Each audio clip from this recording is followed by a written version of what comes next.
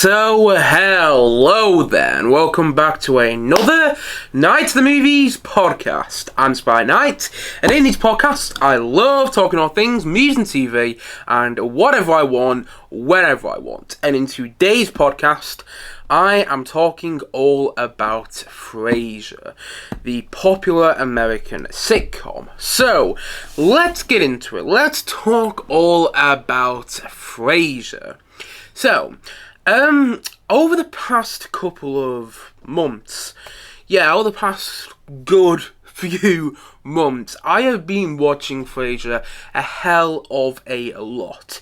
Whether it's in the morning when I'm having my breakfast and it's on Channel 4, whether it's when I'm having lunch and I watch on a streaming service, say All 4, which is the Channel 4 streaming service, or Apple TV, Paramount Plus, through Apple TV Plus, which is the way I have Paramount Plus in this house. I have been watching Frasier non-stop, to the point that now I begin to watch an episode of Frasier and I'm like, have I watched it already? And then about 5 minutes and I'm like, yeah, I've already watched it. I think I've already watched it at least 2 or 3 times over the last few months. The point I'm making is I have been watching Frasier a hell of a lot recently, and I wasn't planning to do a video on it at all, but I thought, you know what, I'm going to make all that time, which some people might argue is wasted time, rewatching Frasier episodes over and over again. I'm going to use that time wisely, and you know what, I'm going to make a video out of my time watching Frasier. So that is why I'm doing this today. That is why I'm talking about Frasier in this podcast today. Now, Frasier, if you don't know already, ran from 1993 to 2004. I was about to say to 1994. No, that wouldn't be that long. Frasier ran for 11 seasons, from 1993 to 2004.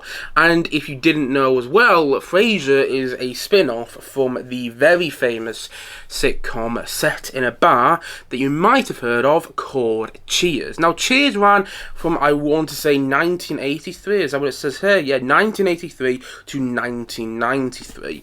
And I tried watching Cheers for the first time about 5 or 6 years ago, and it wasn't really for me. And I didn't hate it, but I wasn't finding it too funny. I wasn't really attaching myself to the characters, so I gave up after watching like half of the first season. But after I started to really, rewatch Frasier and fall in love with Frasier, the TV show, time and time again, I was like, oh, maybe you should go back and rewatch Cheers. See if it works for you, because Frasier, the character of Frasier, originated in Cheers. He came into Cheers in the 3rd season as Diane's love interest. Sam and Diane, you might have heard of them. They were the big on and off couple in the first 5 seasons of Cheers.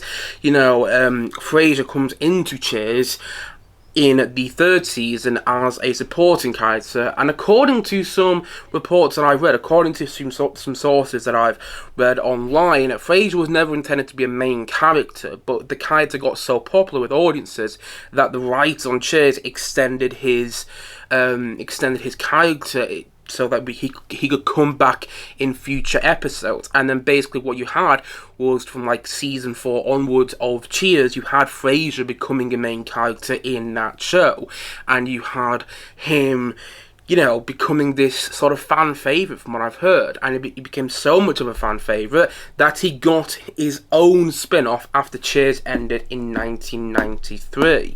And I am not surprised by that, because when I was rewatching Cheers over the past couple of months, I have really grown to like Cheers a lot more, and I think I've really grown to like it because of Frasier. I think Cheers really picked up when Frasier came into it. Granted, he looks very different when he comes into it compared to what he looks like in Frasier. He almost looks like Niles does at the beginning of Frasier. Niles, we don't know already, is Frasier's brother in the TV show Frasier. But anyway, when Frasier first comes into Cheers, that's when the show really started to work for me.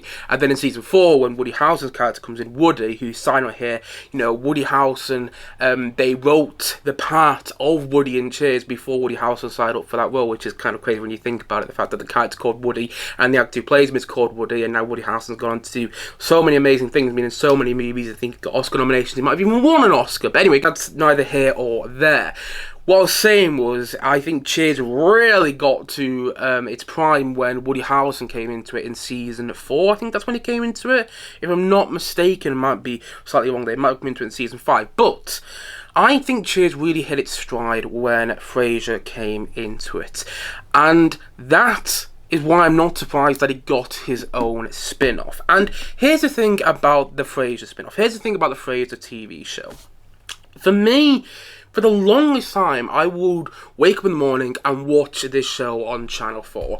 I would stick it on as I was eating my breakfast on Channel 4 or 4+1. If you're in the UK, you should know what both those channels are. And in the US, I might be speaking foreign to you. But you know, when I would wake up in the morning, I would stick the show on, and like I said, for the longest time, I didn't know that this was a spin-off show. I thought it was something kind of like Friends, or kind of like The Big Bang Theory, or kind of like How I Met Your Mother, where it's a show, it's a laugh-track sitcom that isn't a spin-off from anything else.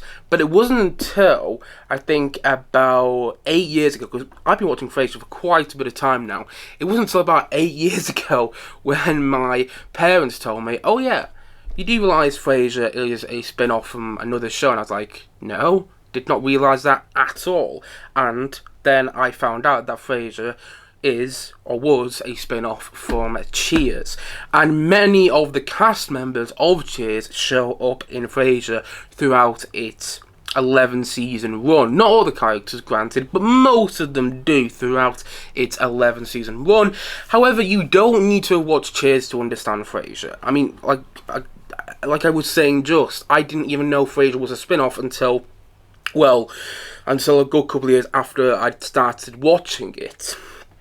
So that tells you that you don't really need to know Cheers in order to understand Frasier. If you watched Cheers and then you watch Frasier, you might get some of the references, like when characters such as Diane, Sam, and Woody and the rest of the Cheers gang show up throughout Frasier. You may get more references than if you hadn't watched Cheers, but you don't need to watch Cheers. And I think that's one of the big strong points with this show, because the thing is about Frasier is, the more I think about it, the more I think that it might actually be one of the best American sitcoms ever made. I'm not saying one of the best sitcoms, one of the best comedy TV shows ever made, period. I think that some of the British sitcoms that I've seen are absolutely, insanely brilliant. Like, the more I think about the UK version of The Office, the more I love that show. And the more I actually think about the US version of The Office, the more my liking of that has decreased. I still like the US version of The Office, but I don't like it nearly as much as I used to. And yeah, I actually prefer Frasier, because the more I watch it, the more I rewatch it, and the more I think about it, the more it really grows on me. I'm not saying it is the best American sitcom ever made. I think that, off the top of my head, the first 3 seasons of Arrested Development, I would probably say are better, because Arrested Development is so geniusly done. And I think that 30 Rock is probably better as well. There might be some here and there which I would prefer that are just not coming to my mind as of this moment. But I do think Frasier is probably the best laugh track American sitcom. Now, I haven't seen Seinfeld. I might really like that. It's never really appealed to me. Maybe that's the next sitcom I end up watching.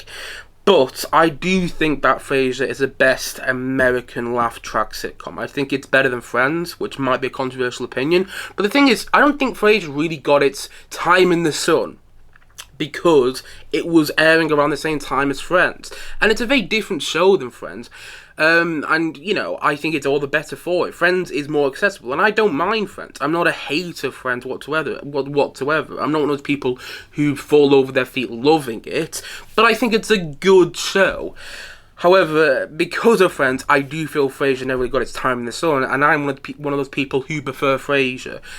Again, it's not really an apples to apples comparison. It's more like an apples to, apples to beef comparison. I don't know why I chose beef there. I haven't had beef in the longest time. But it's not really fair comparing both of the shows. But if someone was saying to me, would you rather have an evening of watching Frasier or Friends, I would instantly say Frasier without a doubt. And again, I like Friends, but I do think every now and then it's slightly overrated, and I do think it hasn't aged the best. Whilst I'm not saying Frasier has aged perfectly, there's a storyline in the later seasons with Daphne getting fat, which isn't the best, although they kind of had to work around it because the actress who played Daphne, who plays, who is in the TV show, she is Martin, who is Frasier's father. She is his health care worker. In real life, the actress who plays Daphne, who is Jane Leaves, she got pregnant, so they had to work around the fact that she was pregnant in the show. So they just made her fat, and there's some funny jokes with that, but there's some parts where like, okay, that's aged. There's some of the storylines with like, okay, that probably wouldn't work today, and it doesn't. You could probably pick problems with it, and canonically it doesn't always work with Cheers. Like in Cheers, you meet Frasier's mother, then one of the big plot points in Frasier is that Frasier's mother died when Frasier was at a young age. So again, canonically it doesn't always fit with Cheers, but at the same time, I can get past all that because as I've already said, I think this is one of the best American sitcoms ever made. Again, I'm not saying it's the best, but I think it's one of the best. And I think it's one of the best because of so many reasons. The comedy in the show is so well structured. There are little quips, little lines of comedy that are put in comedic lines of dialogue, which are put at the start of every episode of Frasier, or most episodes of Frasier, and you think that those little quips or little lines of dialogue are not going to amount to anything important, but then as the episode goes on, you realise that little quip, that little joke early on, actually becomes a significant plot point for that episode. And what Frasier does so well is it starts off with light laughs in most episodes, in the best episodes, and then it builds up in the last, and it builds up in the story. And what you get in the best of Frasier is you get comedy that is laugh out loud funny in the final act, because you have like several storylines going on in every episode that are all intertwining with one another, and there's always a misunderstanding going on, and that's what makes it so hilariously funny to watch. I have time and time again rewatched so many episodes of Frasier because of how well they're structured, how well they're written, and how well everything comes together. I particularly love the episode when there's a party going on, or where there's several characters in one setting, and the way everything, like I said, comes together is just, it's genius. The writing in the show is so on point. And I also love this show because of the characters, which, harks back to the writing. I love the characters in this show, and I love the chalk and cheese relationships we get in the show, because really, Frasier is centered around the main chalk and cheese relationship of Frasier and his father.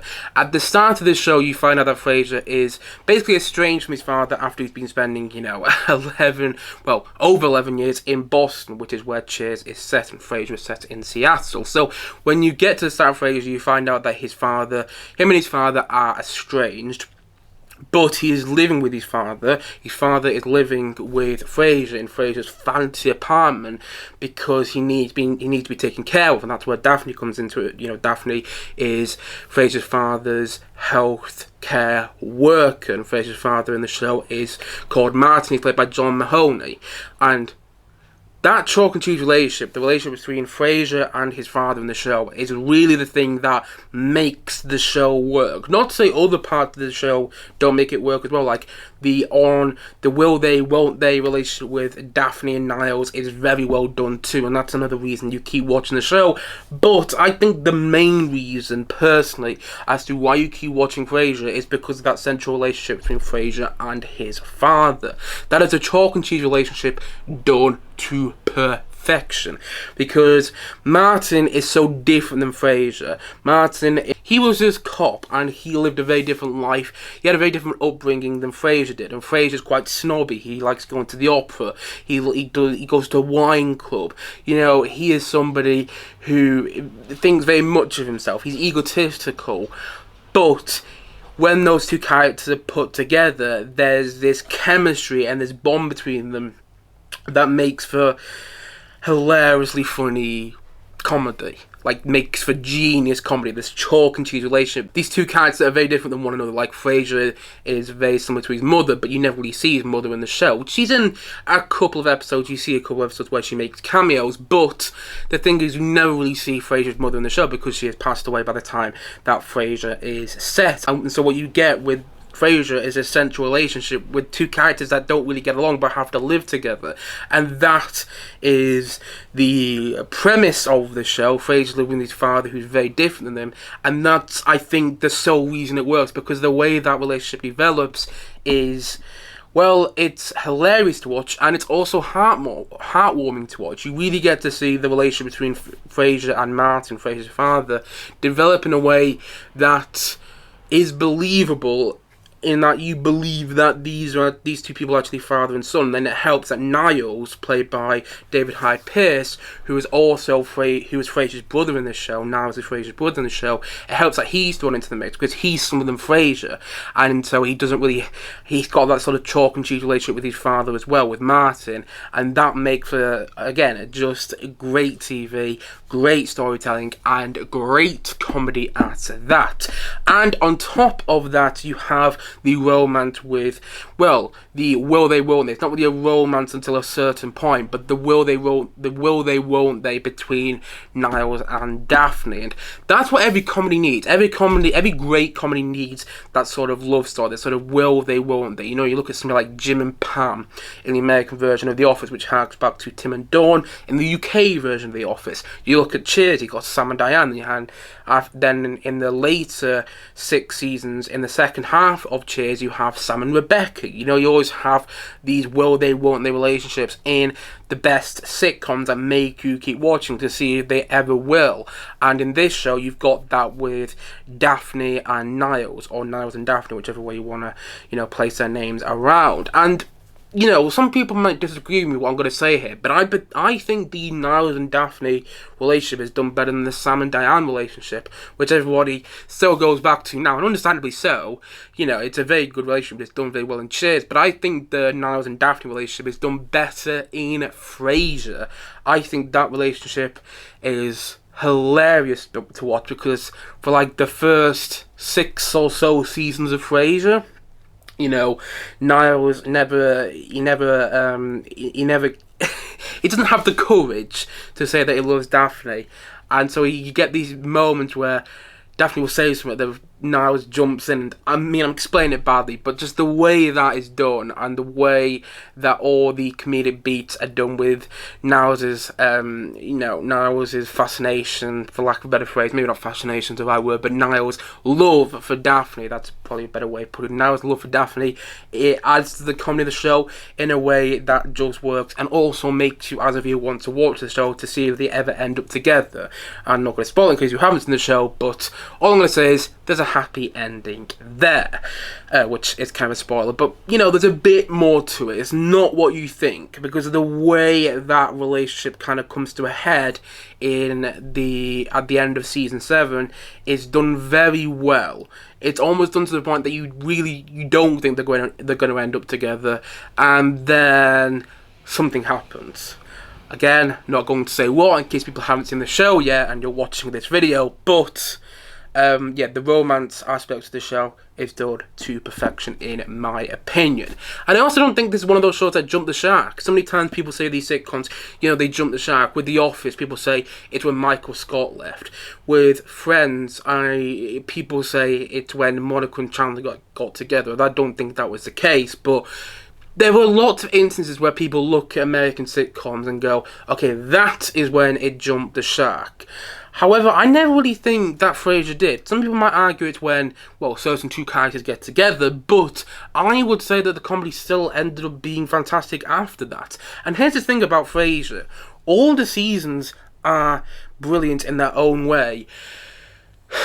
Nevertheless, I think the best of Frasier, I think the best seasons of Frasier are seasons 4 through to 8. Those 4 seasons are Frasier at its prime, in my opinion. That's the 4 seasons of Frasier where the comedy and the drama is balanced perfectly. Not to say there wasn't great balance in the first 3 seasons and in the latter 3 seasons, but it's really those 4 seasons in the middle where it's like, okay, this is pretty much sitcom writing perfection. This is just genius. Again, the first 3 seasons are fantastic as well. I'm not taking anything away from those first 3 seasons, but for me, it's around like the season 4 point when it really starts to pick up, well, not really starts to pick up, but that's when it becomes gold. The first 3 seasons are brilliant. They're really, really great. But then seasons 4 through to 8 are comedy gold, in my opinion. Then seasons 9 through to 11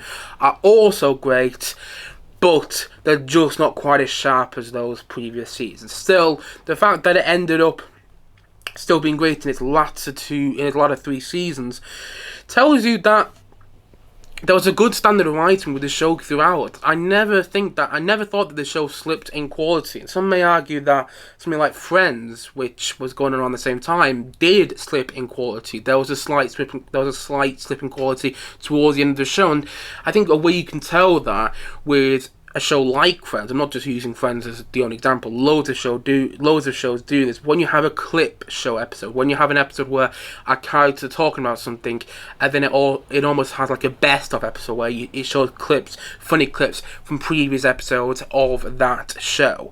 And Frasier never has anything like that. There are episodes which have flashbacks, but the flashbacks to something we haven't seen before. There's an episode where you see Frasier come back to Seattle, which is where Frasier is set for the first time, and reunite with his father. But that's something we never see in the show up to that point, if you follow my thinking. And there's another episode later on in the show where there's this pot in Frasier's apartment, and you kind of travel back in time. I think it's actually one of the last episodes of the show overall, and you travel back in time to see how Frasier's life has developed, and how everything's kind of been tied to this pot in a certain kind of way. I'm explaining it badly, but if you've seen the episode, I think it's in like season 11, episode 20. It's a brilliant episode that shows flashbacks to Frasier, but it's not a clip show episode. All the flashbacks to Frasier's past in that episode is stuff we haven't seen before, and I think that tells you that they managed to keep the new ideas coming. I think it tells you that they managed to keep it fresh, because when a show has clip show episodes, when an episode of a show has clip show episodes where it's like the best of, Friends did it quite a lot they did it at least once. Sometimes I think they did it twice in some of the later seasons. It tells you that they're still coming up with new ideas, that the writing is still on point, and the writing isn't lazy anymore. They're not just going for cheap gags. The things about Frasier is they're always going for something different. And I do wish that Frasier ended up with somebody, because that's one of the main sort of storylines in this show. One of the main narrative points. Will Frasier ever end up with somebody? I'm not going to go into spoilers, but there are times when it comes very close to, and I would have liked to see that fully go through. But I think the show ends in a way where it's satisfying and opens the door for more. And I know that Frasier did have a reboot a couple years ago with a mostly new cast. Obviously, Kelsey Grammer came back in the lead role as Frasier. And I think you had cameos from Ross Doyle as one of the main characters in Frasier, and BB and other characters like that. But the thing is, I tried watching the first couple episodes of that Frasier reboot, and it wasn't for me. The comedy wasn't nearly as sharp, wasn't nearly as clever, wasn't nearly as well structured, and so I fell off it. And then after I watched that, after I tried watching the reboot, that's when I really started to get back into Frasier, the original Frasier TV show, the original spin-off. And it's a bit weird to say the reboot, by the way, because the reboot is technically a spin-off of Frasier, so it's technically a spin-off of a spin-off of something else, which doesn't really work in my opinion. I don't know if a spin-off of a spin-off is ever a good idea, and I think that's kind of proven by what the Frasier reboot ended up being. I might go back and rewatch it at some point. I have heard that it gets better, but it's not going to compare to the original show for me. It's not going to compare to the original Frasier, which ran for 11 seasons. Because I think one of the other reasons that Frasier works so well is the way it's structured, is the way the comedy all comes together, and it's because of the characters. I talked a bit briefly earlier about the whole chalk and cheese relationship between Frasier and his father in the show, but all the characters have their own storylines and their own character development and their own personal growth,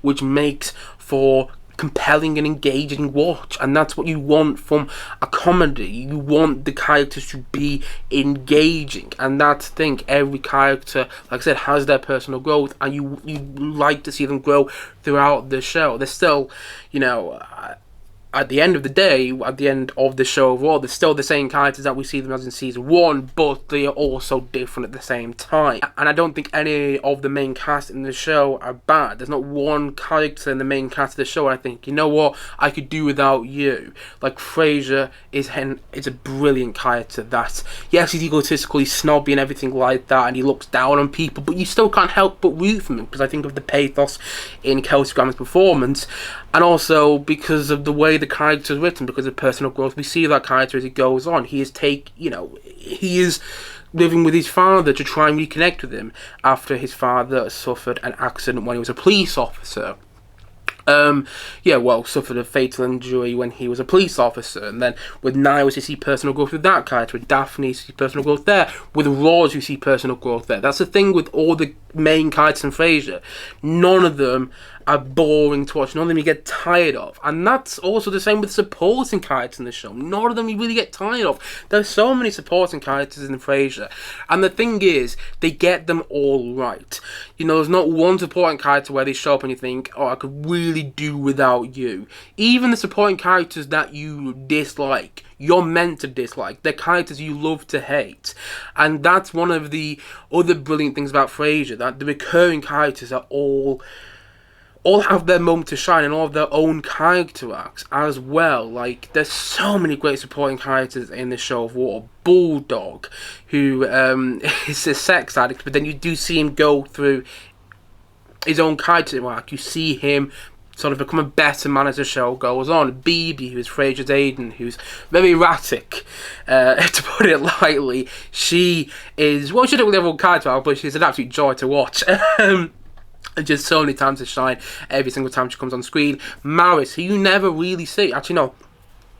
Yeah, you never see Maris, who is Niles' first wife and soon ex-wife as the show goes on. You never see Maris, but she's a prominent character throughout the show, and the way they write that character is perfect. You actually feel like she's a character there in the room with our main characters, even though she's not.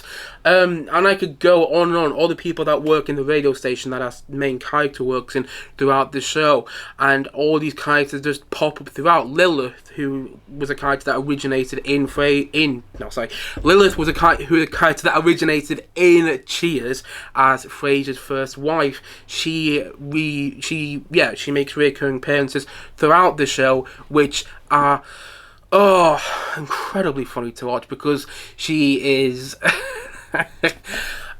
she doesn't show much emotion, let's just say that. She is quite an interesting person, and the way she's using this show, particularly with characters like Martin, Frasier's father, and the way she used with Frasier after the events of Cheers. Again, you don't need to watch Cheers to understand Frasier, but the way that they interact, you know they've had a marriage, you know they didn't really work, and yeah, they share a kid together, so you still have to, so Lilith and Frasier are still connected in that way, and so you still see Lilith in, I think, at least once in every season of this show, and it makes for great episodes every single time she pops up.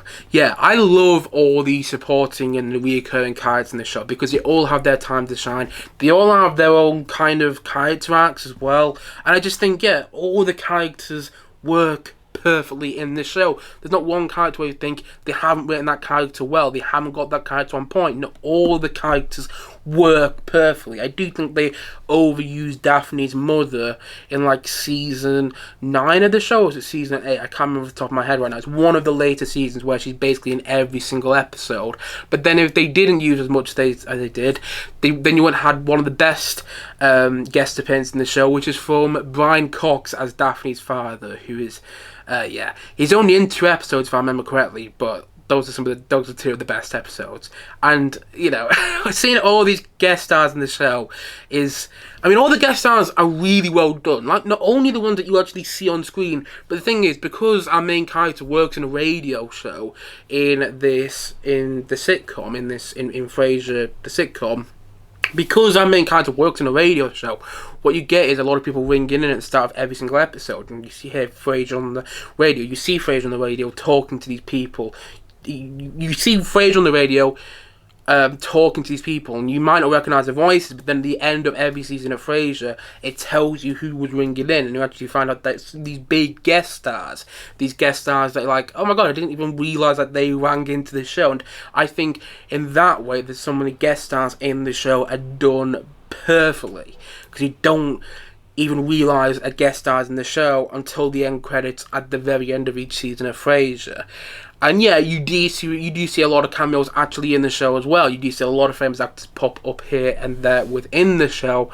But there's also a lot of guest stars that you don't even realise are in the show. And I love when a show does that. Plus, I love how, as a Simpsons fan, as I spoke about a week ago or a couple of days ago on this channel, as a huge Simpsons fan, I love how this show, I love how Simpsons kind of links this show as well. This is a bit of a side note here, but if people don't know already, Kelsey Grammer, who plays Frasier in the show, he also voices Sideshow Bob in The Simpsons, and famous reoccurring character in that show who's always trying to kill Bart. And I think it's in like season 8 of The Simpsons. Don't ask me how I know that.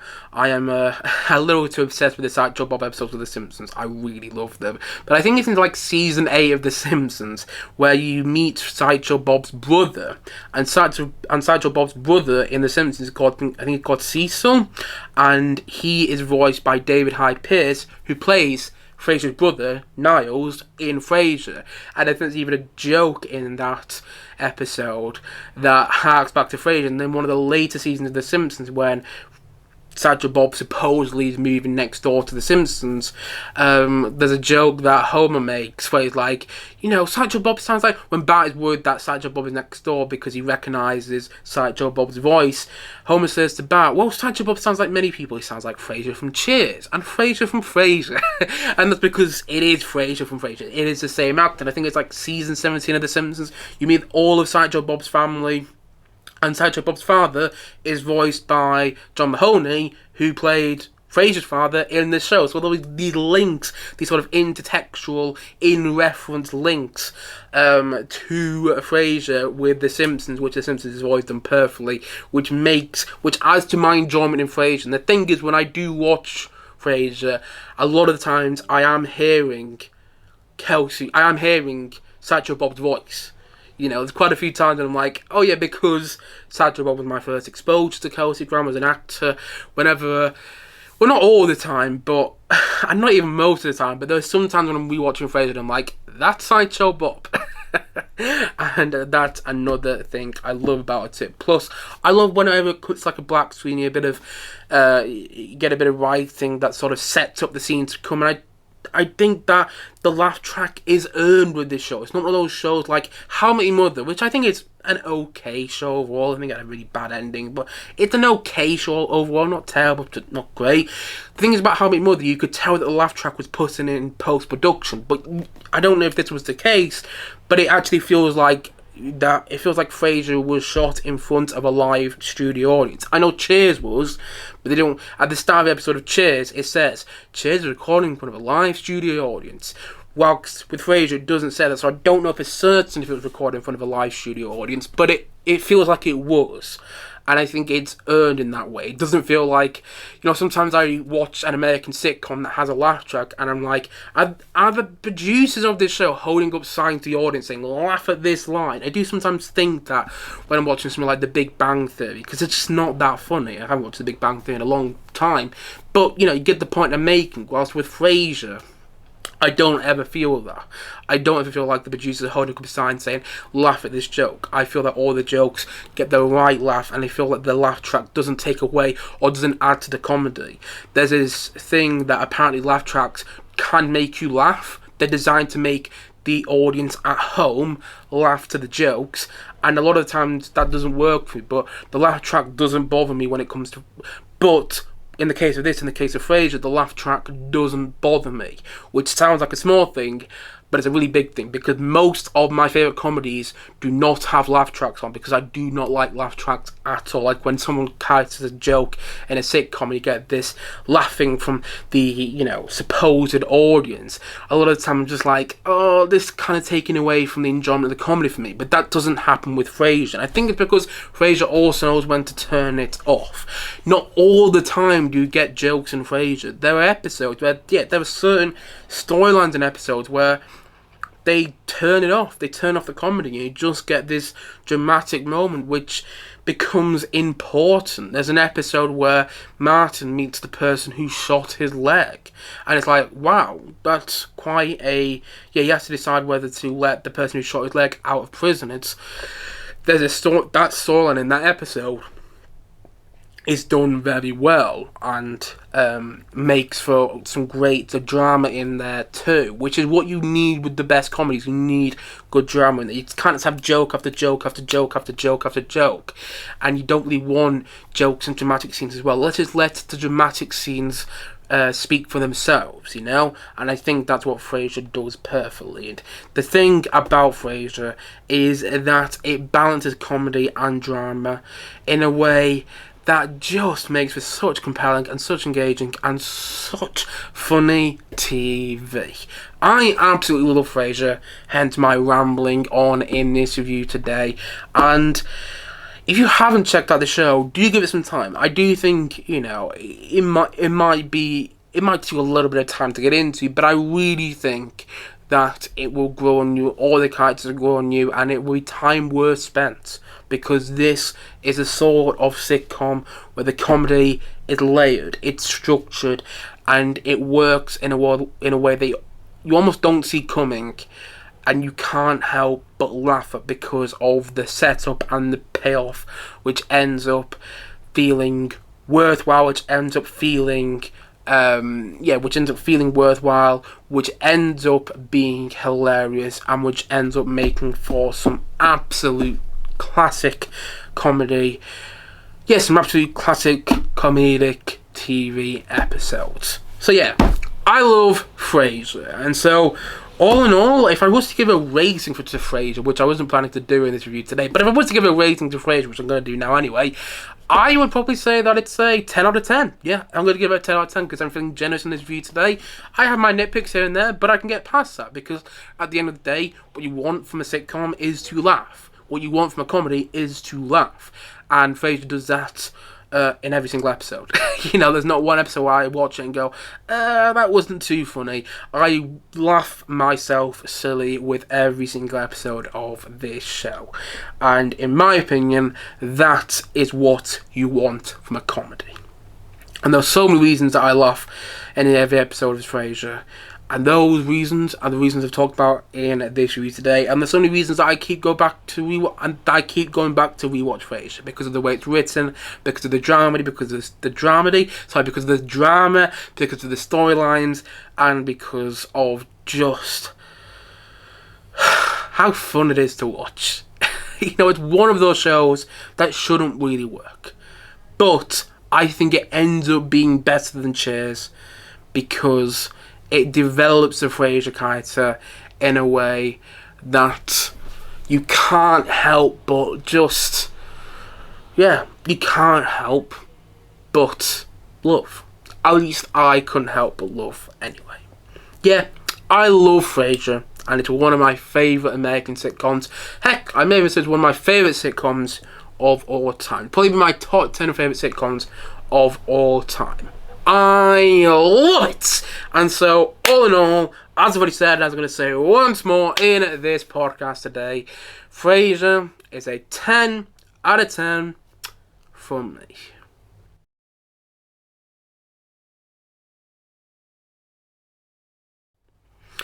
Anyway, guys, that's it for today's podcast. If you have seen Frasier, please let me know your thoughts on it in the comment section below. And as always, thank you for watching or listening to this podcast. And if you haven't yet, please do click down below and like and subscribe on this podcast. And look forward to many more podcasts and many more videos coming very, very soon on this channel. As already said, thank you all for watching or listening to this podcast. And I will see you guys again soon. But bye for now. Bye.